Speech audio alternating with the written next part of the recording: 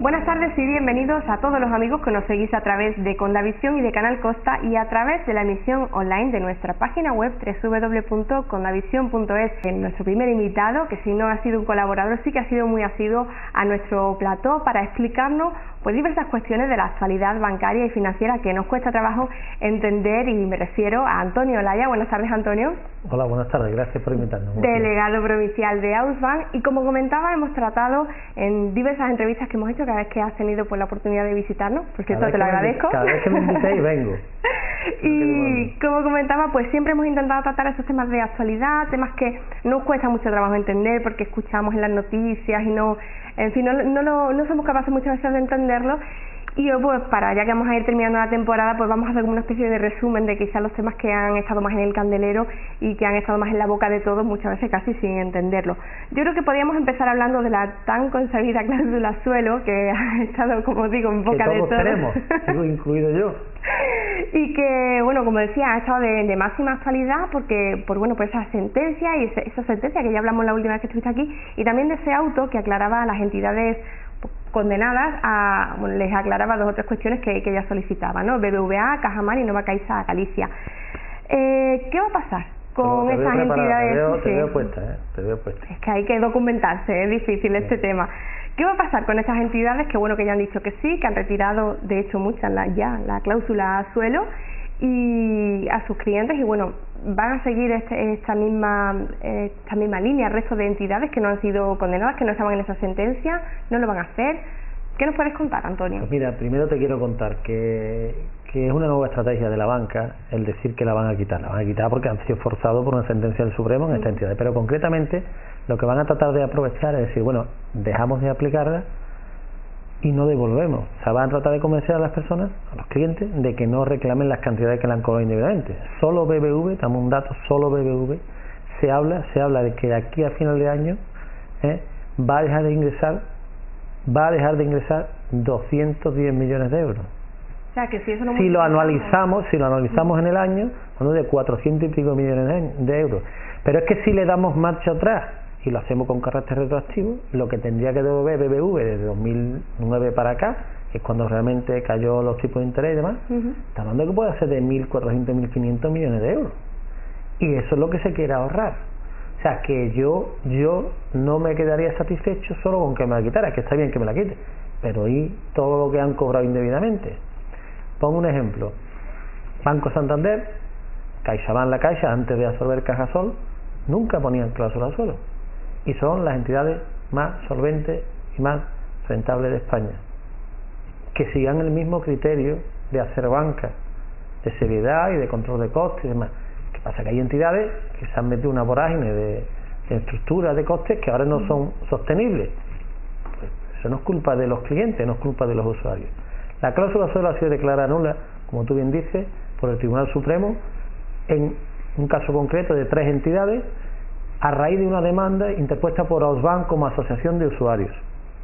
Era una demanda en defensa de unos intereses colectivos, no era una demanda individual de Alma, ni de Antonio, ni de Juan.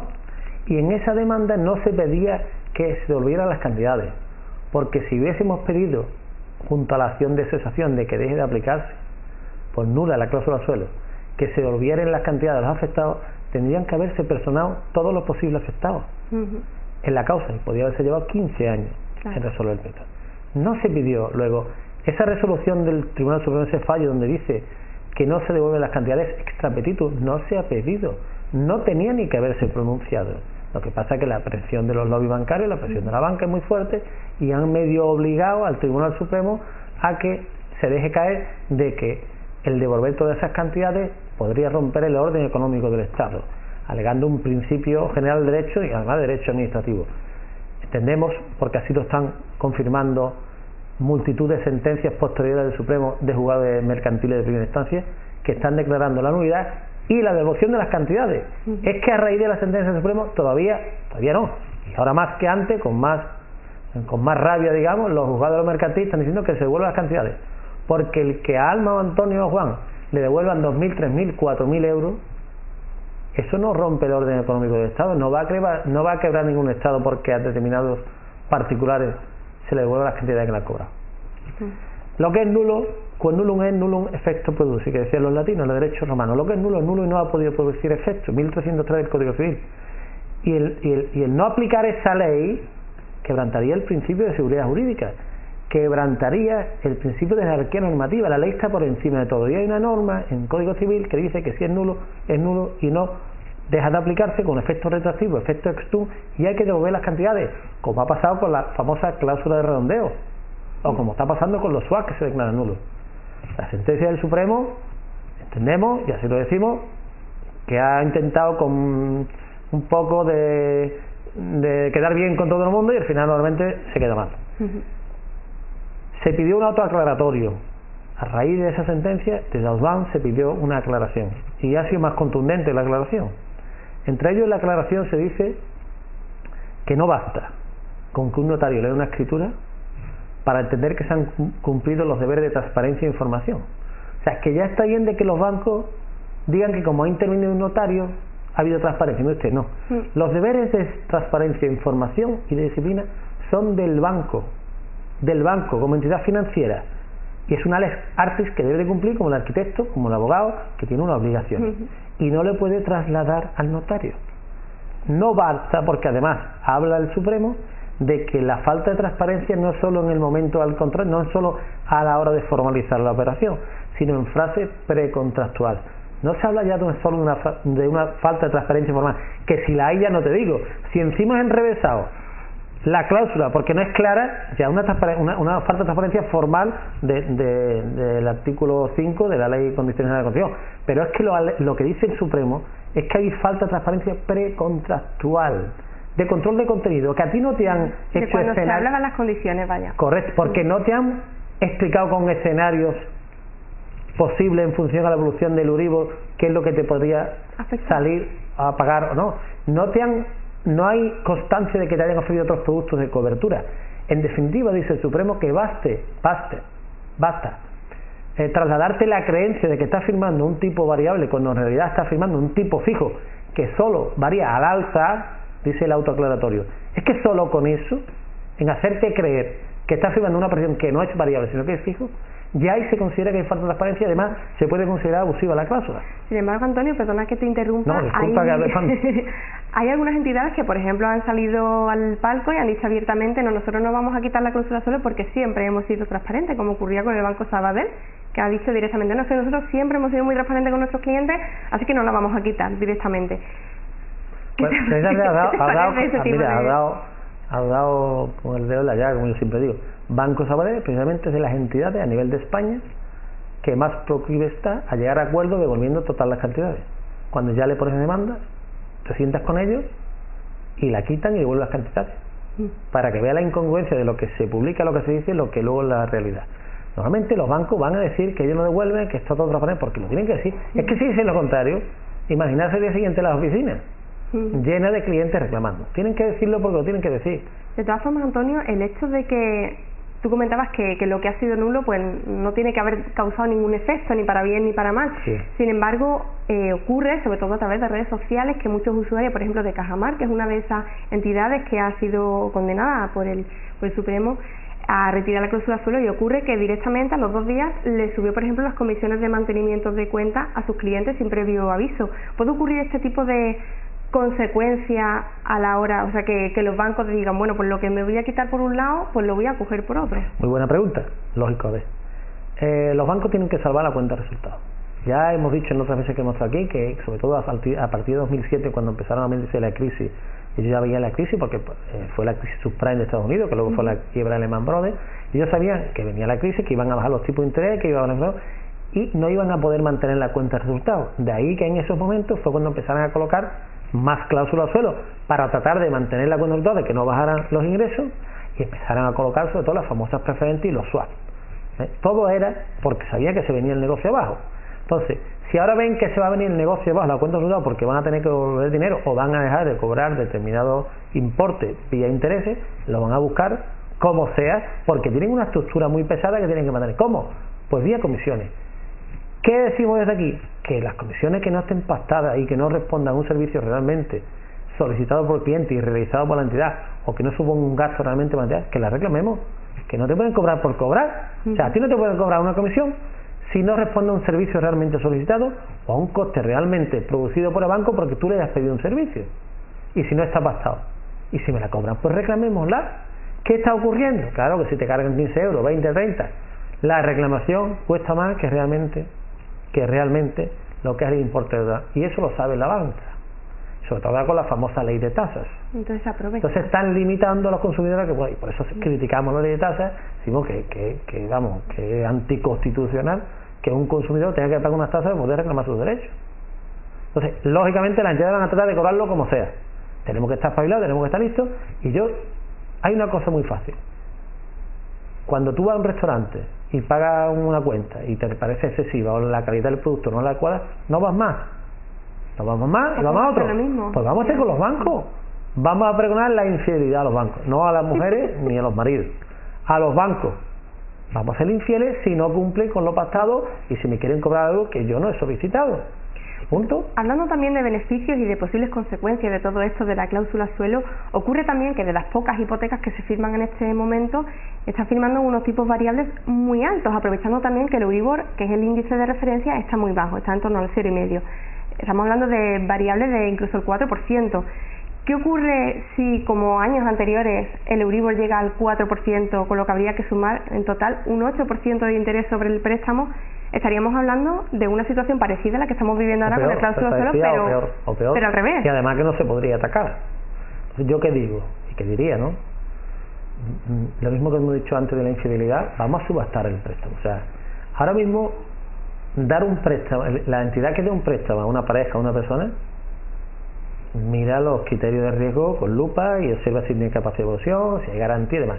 Yo te aseguro que si una entidad te está dando un préstamo, te lo van a dar cualquier otra, porque tú reúnes el perfil. Subastemos. Subastemos ese préstamo, a ver quién me da mejores condiciones. Claro, igual no que hacemos con otro tipo de servicios que pedimos presupuestos, pues lo mismo hagamos con la banca, ¿no? Vayamos, si realmente un banco está dispuesto a dar un préstamo, hoy en día como está la cosa, te aseguro que el 90% de las entidades no lo dan. Y todas las entidades no tienen los mismos márgenes, ni trabajan con los mismos márgenes. Hay entidades que se permiten dar precios más bajos, igual que las empresas. Cualquier empresa va a contratar unas ventanas para tu casa, pides presupuesto y hay más diferencias hasta un 20 o 30% entre una y otra. Pues hagamos lo mismo. Es que mi entidad de toda la vida, me da igual. Es que no te dejes que se aproveche de ti porque sea tu entidad de toda la vida. Porque cuando Euribor más 4 se está aprovechando de ti. Cuando hay entidades que el Euribor más 2 te lo da hoy, el Euribor más 1,5 si lo peleas bien. Se puede negociar. La Caixa, yo lo digo, yo he estado 15 años, ¿no? Es un ejemplo. ¿Por qué? Porque nunca ha puesto cláusula suelo y te da unos márgenes y unos tipos que son actualizados y además el cobrar esos diferenciales se puede crear, como tú bien dices, un problema futuro. Vamos a ser un poquito más razonables con la situación actual y no queramos ahora ganar mucho para dentro de X años tener impagado y tener morosidad. Apostemos por el negocio a más largo plazo. Claro, eso sí que puede peligrar, eso sí que puede hacer peligrar lo que es el sistema financiero, ¿no? No sé, un diferencial de ese tipo, que se empiecen a firmar préstamos hipotecarios de ese tipo. Mira, hace años, cuando no se remuneraba las cuentas corrientes, las cuentas de ahorro, que estaban a la vista y no se remuneraban, entró Santander con las famosas remuneraciones de las cuentas a la vista y las cuentas de ahorro, y rompió el mercado. Entonces, nadie daba tipo de interés porque tú tuvieras el dinero a la vista, hasta que entró el Banco Santander y dice: te doy un 2 o un 3 por tener dinero a la vista. Y rompió porque fue más inteligente. Y se captó mucho. Ahora pasará lo mismo. Las entidades van a necesitar seguir dando crédito para poder mantener su estructura. Porque el negocio fundamental de la banca, con más riesgo, es dar préstamos. Cuando se acabe este chollo de la deuda pública, que me dan dinero al 0,5 y lo colocan de deuda pública al 5 y demás, tendrán que dar otra vez crédito y asumir ciertos riesgos. Pues tendrán que ponerse en órbita y dar el crédito lo más factible posible para que los clientes contraten, y habrá una lucha y una pugna y tendrán que tener los intereses a la baja. El mercado siempre al final pone las cosas en su sitio, aunque tarde. Nos queda muy poquito tiempo, Antonio, pero no me gustaría no me gustaría que te fueras sin que aclarases una pequeña cuestión, porque otra cosa que también ha estado muy de actualidad es el decreto de la Junta antidesahucio, y que bueno, que hace muy poquito pues han mandado esa carta desde la Unión Europea, que eso sí que puede hacer peligrar el sistema bancario. ¿Crees realmente que un decreto de ese tipo puede hacer peligrar todo un sistema? ¿Crees también en su efectividad? Muy brevemente, Antonio, para aclararnos un poco las ideas. el tema es un poco delicado porque, siempre lo hemos dicho, entra en conflicto dos derechos fundamentales reconocidos constitucionalmente: el derecho a la propiedad y el derecho a una vivienda digna, ¿vale? Y a la utilidad social de la vivienda, ¿no? Entonces, podría ser válido y la salida no es mala siempre y cuando realmente hubiera capacidad económica para resarcir a esos propietarios. El problema es que la Junta está en quiebra técnica, si no hay dinero. ¿Cómo entonces van a resarcir a esos propietarios que le dicen no, su vivienda la vamos a utilizar para un fin social, que es las personas que no tienen vivienda que la pueden utilizar? Bueno, tendrán que resarcir a ese propietario. Imaginemos nosotros que tenemos una vivienda y nos lo quita la Junta porque se la va a dar a unas personas en alquiler social. ¿Y nosotros?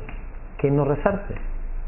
¿Y si no pagan el alquiler? Entonces, si verdaderamente hubiera fondos, fondos públicos para poder hacer eso, pues mira, el propietario, en vez de tener una vivienda vacía, si me dan un alquiler, una renta del 3, del 4, del 5%, comparándolo, si me tienen dinero a plazo fijo en un banco y tal, la tengo y me la...